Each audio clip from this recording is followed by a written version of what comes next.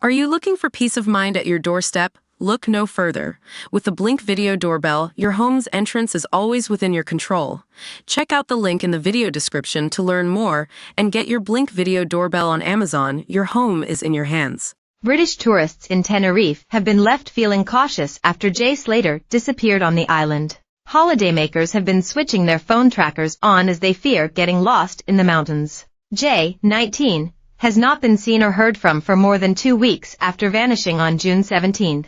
He was on his first holiday abroad with friends to enjoy the 3-day NRG festival. The apprentice bricklayer, from Lancashire, was seen getting into a car with 2 men in the early hours and heading to their Airbnb near Masca in the northwest. After sharing a final Snapchat at 7:30 a.m., Jay tried to make his way back to his holiday accommodation, an 11-hour walk away. But at around 8:50 a.m. he made a final frantic call to friend Lucy, telling her he was lost in the middle of nowhere with no water and had just 1% battery on his phone. His other friend Brad Hargreaves revealed a second call in which Jay told him he had veered off the main path, leading to speculation he may have slid down rocks. Brad said he could hear the missing teen slipping on rocks during a final video call. His disappearance sparked a tireless search, but on Sunday cops ditched the hunt after failing to find any trace of him in the 2 weeks since he vanished. It has left other British tourists feeling unsafe on the island. One holidaymaker told Sky News,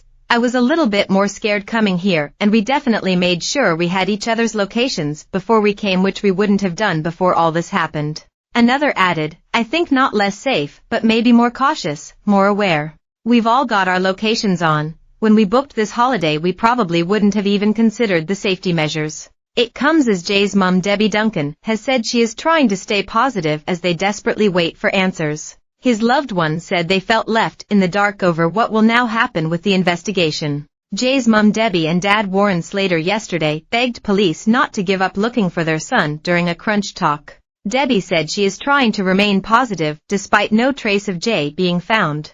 She told Good Morning Britain that she doesn't want his case to lose momentum. By Katie Davis. Tenerife cops were warned over a soaring number of disappearances before Jay Slater vanished. Our channel can reveal authorities were told 2 years ago their resources were insufficient and were urged to improve them after repeated failures. Jay, 19, is one of 11 people who have gone missing in Tenerife in just 6 months. The coordinator of SOS Disappeared in Tenerife, Santiago Carlos Martin, told how families feel abandoned during hunts for their loved ones.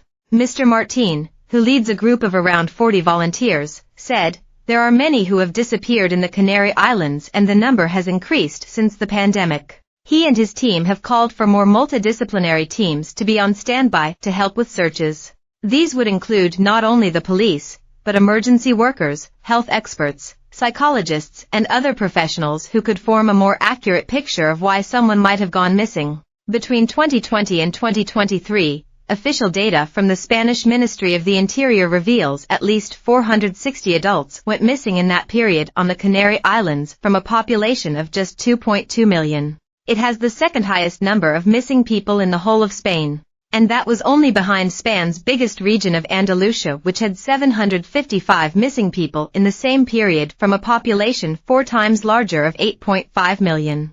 Speaking in 2022, Mr. Martin said, "There are many disappeared in the Canary Islands and the number has increased after the pandemic. We are at the head of the country, and we are not clear why. Perhaps the orography or the social structure have an influence, but we don't know. The most pressing issue, according to Mr. Martin, is geolocation." He said, "One of the big problems is that the police often take time to geolocate the telephone numbers of the disappeared person due to bureaucratic procedures that act as a barrier. The time in a disappearance is important and the process is too complex, which wastes many days. And they are vulnerable people, elderly, minors, with cognitive problems, mental health, or with a history of suicide."